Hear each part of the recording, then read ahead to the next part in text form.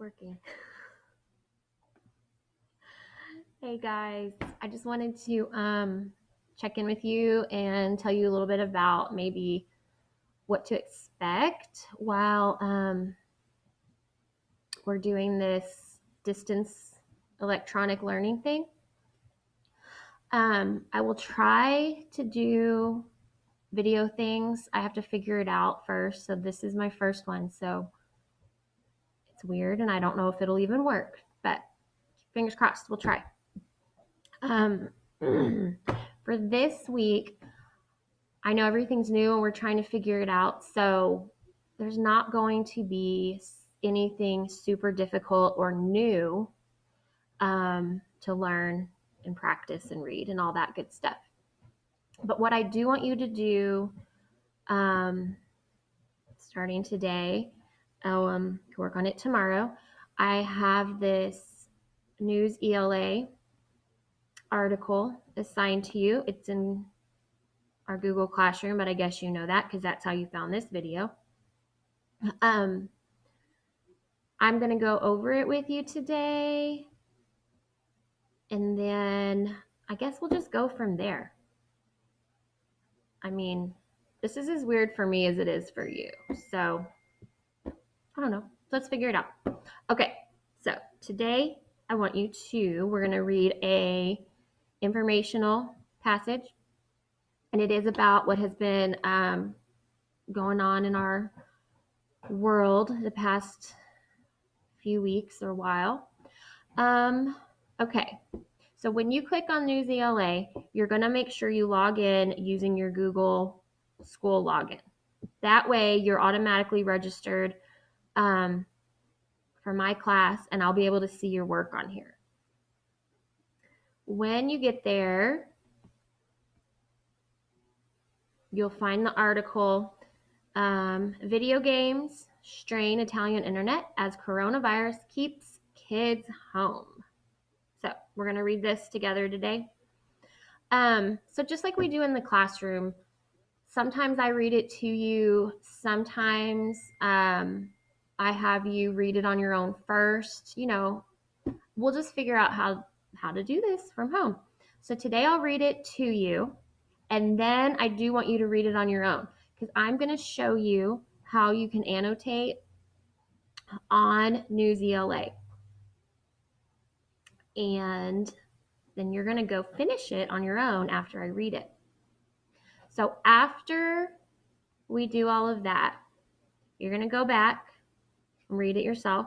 You're going to annotate. Then you go over here and we have activities that are assigned. There is a little writing prompt. NewsELA writing prompt. Choose an event or phenomenon described in the text. Explain the cause and effect of your chosen topic using details from the text. Go back to Google Classroom, and there are sentence stems for that. Let me write that down so I know to make sure I do that. So, okay. So you're going to answer that. I think you just type it right here. Let's see. No, your prompt. I really don't know, guys. How about I make a Google Doc and we'll answer it there. All right, and then the little quiz is much easier. Let me move my picture so you can see this. All right, so before questions, you read it, answer it to your best ability, move on to the next. Now remember, you do need to try your best because it's not like in class sometimes when you're working on your own and you mess up a little bit and then you ask Ms. Brown, can you reset it for me? I need to try again. I can't reset it as fast right now, right? So you're going to have to try your best because if you really mess up and want to do it again, you're going to have to wait. Okay, moving on. How do I close this part? Okay, so let's go ahead and read it together, or I'll read it to you. And then as we're reading, we're thinking about cause and effect. Something has caused something. What's the effect of it? we know we're reading about video games. Strain, if you don't know what strain means, it's like it puts a stress on, it makes something difficult. So video games, strain, Italian internet as coronavirus keeps kids home. You can make a connection to that. We're home. I know a lot of you have been playing a lot of video games, TV, all that. So video games strain, so they're making the internet, sounds like, stressed out. What does that mean? Maybe the internet's running slow because so many people are on it playing games at home. All right, so now that we talked about the title, just like we do in class, that's what I'm doing, guys. Here's our picture. It gives us a caption. The screenshot from the video game Fortnite. You guys know this. Italian children are stuck at home after the closure of schools, and many have been turning to video images. Video games. Okay, this isn't going to be much different than at school. This is funny. This is Miss Brown figuring it out as we go. Okay, so this one was published just a few days ago, March 17th. Adapted by Forbes. Okay. So here is our introduction section. Notice when we move on, then we have subtitles. All right. The entire country of Italy is currently on lockdown. The government has limited almost all travel and social gatherings. Officials are trying to contain and halt the spread of coronavirus in a country that has seen one of the worst outbreaks so far. All right, so let's practice highlighting something. We know we are reading about the country of Italy, and it's currently on lockdown. Let's try this again. So if you highlight, like press down like you're gonna highlight it, this little thing pops up right here. What color am I gonna annotate it? I like it as green. I'm gonna do green. If I want to write something, I could type something here. Lockdown. What's lockdown? So they cannot leave their homes. There's our little annotating. Saved. Look, and it stays right there. I'll be able to see what you annotate when you do something on it. All right, the government has limited almost all travel and social gatherings. We could make a connection. So if you wanted to do that, you could say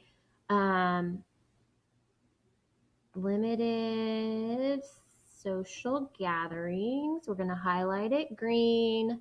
And I want to write something we keep hearing all the time, social distancing. Ooh, Miss Brown, type it the right way. Okay. And it's saved. We annotated that. Let's go back. Okay, so now we're back to reading.